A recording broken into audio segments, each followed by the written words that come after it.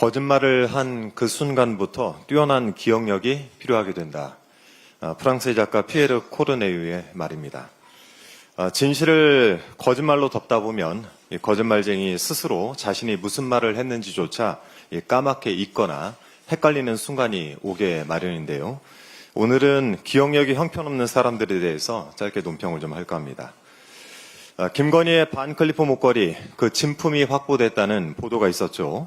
어제 김건희 특검의 브리핑에 따르면 서희건설 측이 김건희에게 줬다가 돌려받아 보관 중이었던 그 문제의 목걸이를 이미 제출받았다고 합니다. 그리고 그 목걸이를 서희건설에서 직접 구매해서 김건희에게 줬다는 자수서도 받았다고 합니다. 그간 김건희와 그 가족들이 벌인 행각을 놓고 보면 참 황당하게 짝이 없죠. 특히 지난달 25일 오빠 김진우 씨의 장모집에서 나온 짝퉁 목걸이, 이건 대체 뭡니까?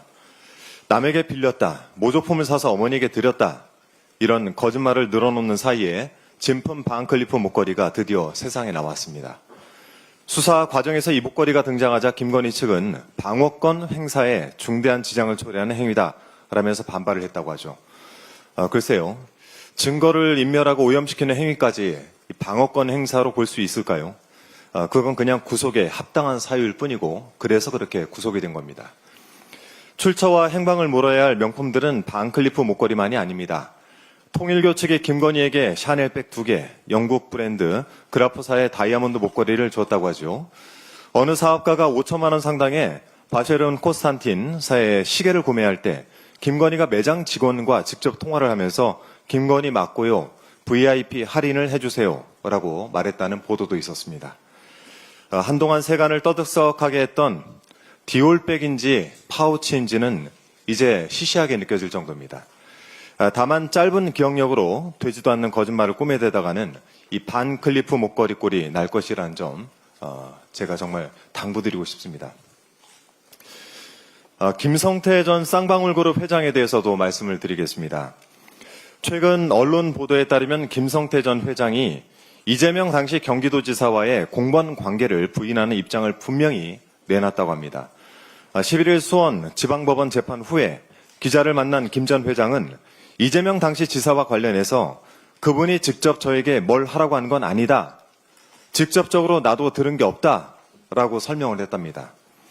결국 대북 송금과 관련해서 이재명 대통령은 개입하지도 않았고 관계도 없었다라는 얘기입니다. 이재명 대통령을 공범으로 지목한 대북 송금 사건의 검찰 공소 사실이 뿌리째 흔들리고 있는 것입니다. 공소 사실을 모두 인정해왔던 김성태 전 회장마저 이전과는 다른 이야기를 하고 있는 것입니다. 쌍방울의 주가 조작에 초점을 두었던 수사가 느닷없이 방북 비용 대납으로 방향을 틀어서 이재명 대통령을 저격한 경위에 대해서 이제 검찰은 답을 내놔야 될 것입니다. 이 희대의 조작 기소에 대한 진실 게임은 연어 술 파티에서부터 다시 시작해야 합니다. 주요 피의자가 검찰 조사실에 모였고 연어회를 곁들인 술판이 있었다는 이야기가 진작 나왔었지요. 이런 술판을 포함해서 말맞추기 진술 세미나가 수십 차례 있었다는 주장이 있었고, 이 주장을 뒷받침하는 쌍방울 법인카드 사용 내역이 법정에 제출되기도 했습니다. 비록 재판부가 연어나 술 등 제공이 있었다고 하여 피고인이 진술할 때 근본적인 영향을 받았다는 것을 쉽게 납득하지 못하겠다라는 판단을 내렸지만, 이 판단이 진술 세미나를 하지 않았다라는 것으로는 볼 수가 없는 것입니다. 이런 짓을 해서라도 이재명 대통령을 공범으로 몰아가야 했던 검찰의 저희가 도대체 무엇이겠습니까?